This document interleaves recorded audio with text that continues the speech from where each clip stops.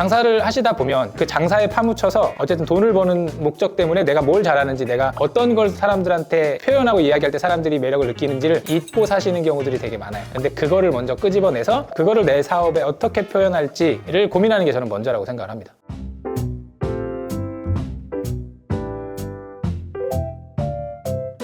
안녕하세요.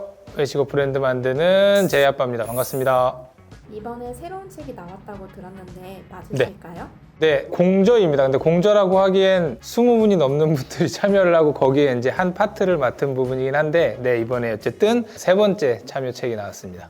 책에서 맡으신 파트 중에 많은 분들이 이 부분을 궁금해하실 것 같아요. 좋은 상품, 좋은 상권인데도 망하는 이유가 뭘까요?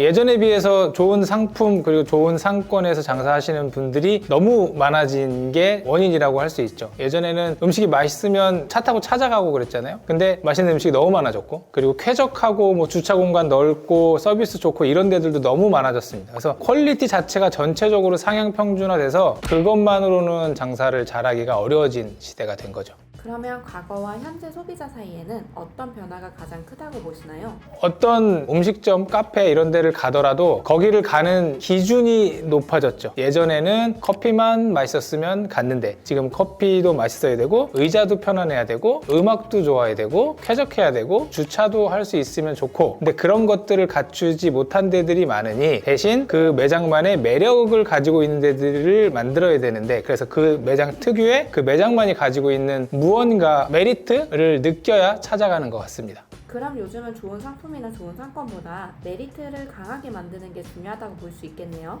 네, 그러니까 차별화라고 우리가 얘기를 많이 하는데, 좀 더 다르게 표현하면 개성이라고 할 수 있죠. 그 매장만의 개성이 있는 곳들이 이제 사람들이 찾아가는데, 당장 저희 스튜디오 요 근처만 봐도 요 한 블록 옆에 가면 바리스타로 되게 상도 많이 받으시고 막 이것저것 상패도 깔아놓으시고 로스팅 전문점이라고 오픈을 하시고 운영을 하시는 데들이 있는데 장사가 별로 안 돼요. 제가 몇 번 가봤는데. 근데 그 옆에는 그냥 일반 카페입니다. 근데 거기에 사장님 되게 활발해요. 오면 막 일반 카페 같지 않게 다 웃으면서 마치 어제 만난 사람처럼 얘기를 하거든요. 근데 그러다 보니까 동네에 있는 주민분들이 거기를 찾아가세요. 근데 외관만 보고 메뉴 구성이나 커피의 상품 퀄리티만 보면 제가 말씀드린 그 상 많이 받으신 거기가 더 좋아 보일 수는 있는데, 결국에는 다른 그 집만이 가지고 있는 그 후자 카페의 매력이 있기 때문에 이제 사람들이 거기를 찾아간다. 단적으로 이렇게 말씀드릴 수 있을 것 같아요. 그럼 책에 나왔던 사장의 브랜드화가 이런 개념과 비슷할까요? 네, 요즘에는 음식점 같은 걸 봐도 아무리 맛있는 음식을 만들고, 그리고 그 음식이 인스타그램에서 사진이나 이런 걸로 엄청 화려하게 포장이 되고 가성비가 좋다고 해도 그거는 누구든지 카피를 할 수가 있습니다. 돈이 있거나 아니면 그 메뉴를 똑같이 카피할 수 있는 사람이 있으면 똑같이 만들어서 똑같이 카피를 할 수 있겠죠. 그러면 그건 더 이상 희소성이 없는데, 사람들은 각자만의 특징이 있다고 저는 생각을 하거든요. 우리나라가 5천만 명이 넘지만 5천만 명이 비슷하게 생겼을지언정 다 다르잖아요. 그래서 그 사장님들의 특징 그리고 사장님들의 장점이 저는 매장에 녹아야 된다고 생각을 합니다. 그래야지 그 매장이 사람들이 찾아올 만한 매력을 만들 수 있지 않을까, 이런 취지에서 그런 내용을 이제 담았습니다. 사장님이 브랜드가 되기 위해서는 어떤 걸 먼저 해야 할까요? 사장님이 무얼 잘하고 무얼 좋아하고 무얼 하면서 시간을 보내는 게 그렇게 지루하지 않은지를 찾는 게 먼저라고 생각해요. 제가 지난주에 되게 오랜만에 자영업 사장님들을 만나서 세미나를 잠깐 했는데, 거기서도 비슷한 주제로 얘기를 했습니다. 사장님들이 가지고 계신 특징, 사장님들이 가지고 계신 장사랑 관련 없는 특징이 뭔지를 계속해서 제가 여쭤봤거든요. 왜냐면 장사를 하시다 보면 그 장사에 파묻혀서 어쨌든 돈을 버는 목적 때문에 내가 뭘 잘하는지, 내가 어떤 걸 사람들한테 표현하고 이야기할 때 사람들이 매력을 느끼는지를 잊고 사시는 경우들이 되게 많아요. 근데 그거를 먼저 끄집어내서 그거를 내 사업에 어떻게 표현할지를 고민하는 게 저는 먼저라고 생각을 합니다. 사장님들마다 성향이나 캐릭터가 다 다르잖아요. 그럴 때는 어떻게 일관성 있게 준비하고 행동해야 할까요? 아주 단적인 예로 설명을 드리면, 예전에 그 폭탄주 아줌마라고 있습니다. 폭탄주 아줌마는 흥이 많으신 분이에요. 본인이 술도 좋아하시고, 그리고 남들이 똑같이 파는 음식, 남들이 똑같이 파는 소주, 맥주를 가지고 본인의 흥을 거기다가 푼 거잖아요. 그게 바이럴이 돼서 그 집에 뭐 음식 먹으러 가는 거는 저는 아니라고 생각을 합니다. 그 폭탄주 아줌마가 타주는 그 폭탄주를 마시고 싶어서 가는 거고, 사장님들도 막 활발하신 분들이 있어요. 근데 활발하신 분들이 장사를 해야 되기 때문에 구석에서 조용히 김밥만 싸고 계신 분들도 계세요. 반대로 나는 되게 음식 하나를 정갈하고 꼼꼼하게 만드는 스타일인데 되는데 바쁜 매장에 가서 나도 맞지 않는 텐션을 끌어올리면서 억지로 일하시는 분들이 계세요. 이제 그런 분들이 일 끝나고 스트레스 받아서 술 드시고 이러는데 저는 일단 기본 성향부터가 내 성향이 어떤 성향인지 그리고 그 성향이 어떤 아이템에 맞는지를 찾는 것부터가 우선시 돼야 된다고 생각을 해요. 그리고 만약에 그게 안 맞는다 그러면 내 성향에 맞춰서 음식이든 서비스든 이런 것들을 제공하는 방식을 저는 좀 바꿔야 된다고 생각을 합니다. 폭탄주 아줌마처럼 스토리를 만드는 것도 굉장히 중요하겠네요.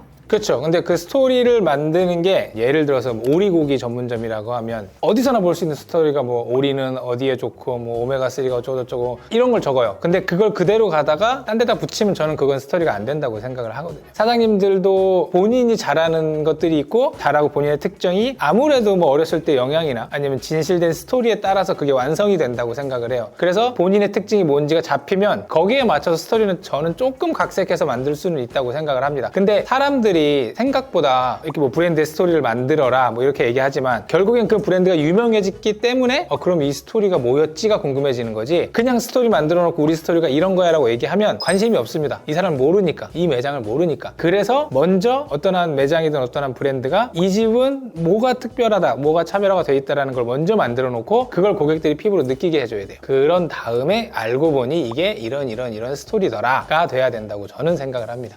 그렇다면 오늘 당장 나만의 스토리를 만들고 싶은 사장님들은 어디서부터 시작해야 될까요? 제가 이제 상담을 다닐 때 드리는 설문지가 하나 있어요. 다른 데들은 뭐 매출이 얼마고 뭐 상권이 얼마고 식재료비가 얼마고 이제 이런 것들을 상담하시는 분들은 정말 저는 사장님 뭘 좋아하고 사장님 어떤 데 시간을 보내는 걸 중요시 여기시고 그리고 내가 잘하는 건 뭐고 이런 게 주로 있거든요. 근데 그게 객관화가 잘 안 돼 있어요 보통. 자기가 뭘 진짜 좋아하고 어떤 걸 할 때 내가 막 살아있다는 느낌을 듣고를 잘 몰라요. 그래서 그거를 뭐 제3자 입장에서든 아니면 설문지가 필요하시면 제가 한번 보내드릴 수도 있고 보면서 파악하는 게 먼저라고 생각을 해요. 내가 파악된 나의 특징과 나의 장점이 내가 하는 사업이랑 맞는가? 이거를 좀 볼 필요가 있을 것 같아요. 예를 들어서 저 같은 경우는 같이 매장을 하나 만들어서 브랜드를 만들어서 사업하자고 하시는 분들이 종종 계세요. 근데 저는 성향이 오픈을 해놓고 막 열심히 할 수는 있어요. 근데 3달을 하면 하기 싫습니다. 그러다 보니까 그러면 내가 이렇게 돌아다니면서 새로운 거 만드는 일을 할 수 있는 게 뭐지?를 찾다가 지금 일을 하고 있는 거거든요. 저는 이제 그거랑 비슷한 맥락이라고 생각을 해요.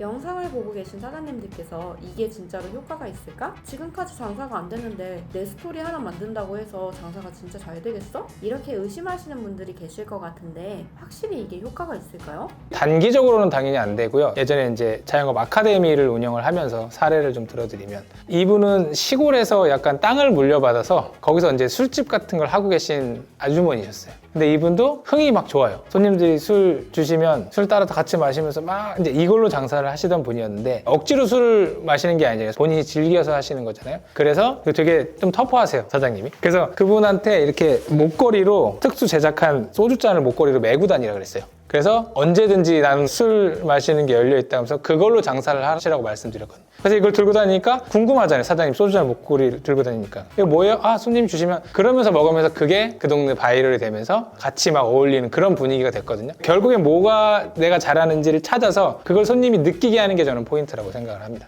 이 네. 책을 누구에게 가장 추천하고 싶으신가요? 저는 제가 하고자 하는 얘기가 확실하거든요. 사장님들이 브랜드를 해야 되고 그리고 차별화를 해야 되고 큰 돈 들여 사기보다는 내면의 특징을 찾아라. 이제 그게 결국엔 저의 공통적인 주제인데 이 책은 저 말고도 저와 다른 분야의 20분 넘는 분들이 각자의 인사이트를 좀 담아놔서 원하시는 챕터들만 찾아서 보시면 되게 도움이 될 거예요. 뭐 이 책 많이 팔린다고 저한테 10원 하나 떨어지지 않습니다. 하지만 정말 도움이 될 것 같아서 가지고 나왔고 진짜 책이 볼만하다라고 생각해서 가지고 오게 됐습니다. 사장님들께 마지막으로 한마디 부탁드립니다. 제가 자주 드리는 말씀이 장사가 안 되면 내가 열심히 안 해서 그런가? 라고 생각하시면서 안에 들어가서 신메뉴 만들고 다른 데서는 뭐 파는지 보고 그거 이제 테스트해서 다시 만들고 이렇게 하시는 경우들이 많아요. 물론 이제 그런 게 필요하긴 하지만 내가 잘해도 그 잘하는 사람들이 너무 많아서 장사가 안 되는 시대가 돼버렸어요. 어쩔 수 없이. 그러면 거기서 내가 파는 이 상품이나 내가 파는 음식, 음료가 잘못됐다고 생각하시지 마시고 이 내가 잘하는 게 이 브랜드에 안 녹여져 있냐? 내가 정말 잘하고 내가 사람들한테 자랑할 수 있는 게 뭔지를 찾아서 내 브랜드에 녹이시면 제2의 더 잘 되는 폭탄주 아줌마가 되시지 않을까 하는 생각을 합니다. 아까 말씀하신 설문지를 받아보고 싶은 사장님들은 어떻게 신청하면 될까요? 아까 말씀드린 것처럼 이제 자기 객관화, 내가 뭘 잘하는지 모르시는 분들은 제가 예전에 책에는 아예 자가진단표라고 만들어 놓은 게 있고 제가 상담을 할 때 쓰는 상담 설문지 같은 것들이 있습니다. 그거 아래에 댓글로 보내달라고 요청하시면 제가 다 싹 다 보내드리도록 하겠습니다. 그러면 다음에는 조금 더 유익한 주제로 인사드리도록 하겠습니다. 감사합니다.